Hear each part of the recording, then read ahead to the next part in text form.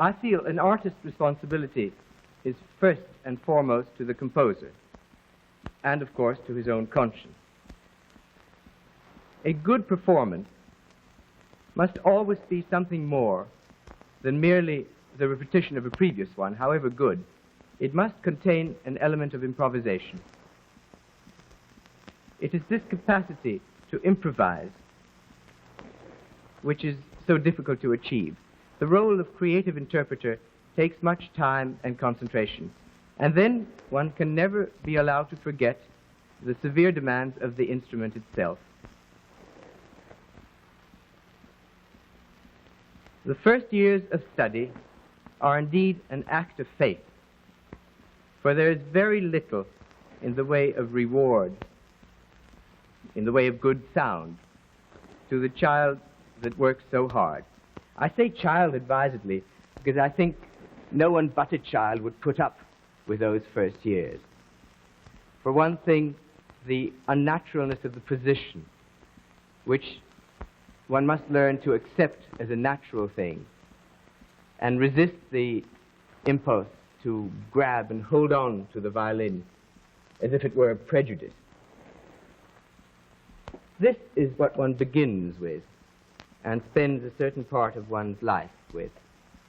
It is not much of a violin, it's my son's instrument, though neither of them really play it.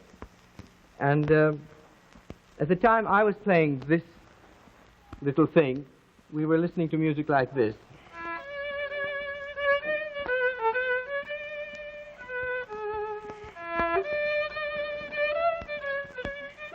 I really enjoy playing that.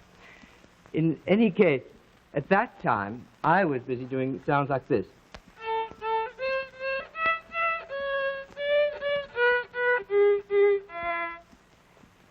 And it takes a long time until one can do fast fingering.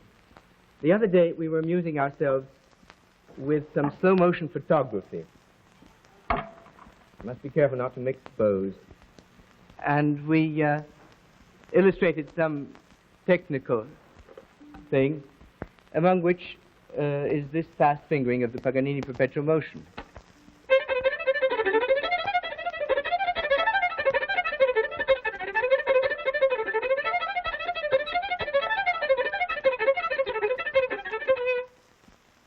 Here is the same motion, the independent vertical action of each finger in slow motion.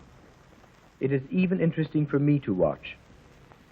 We have all seen running in slow motion, and one notices the same kind of smooth elasticity. The flat cushioned calluses have grown on the fingertips to absorb the hammer action.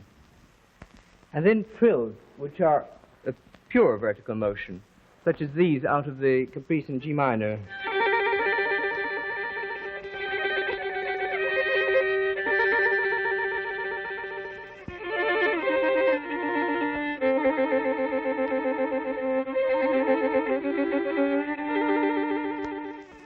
Again, in slow motion, it looks like this. The important thing is, of course, to move only the finger that is required in the trill. In this case, the middle finger. Though in trilling, it is inevitable that other fingers come along. You will notice how still the violin is held.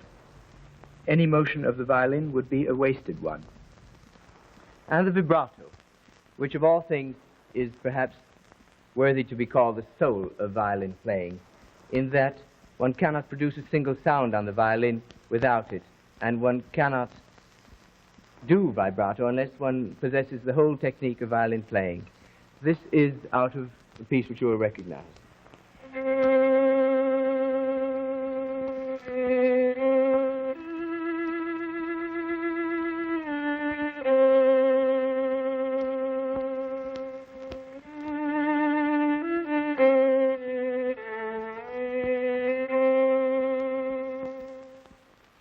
You will notice that each joint of the vibrating finger is involved in the general motion.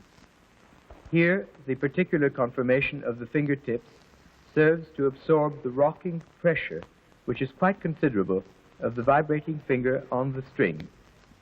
In fact, the sympathetic vibrations extend almost down to the toes. And then one cannot forget the right hand, for whatever the left hand may do, you'd hardly hear it without the right. So here's another example.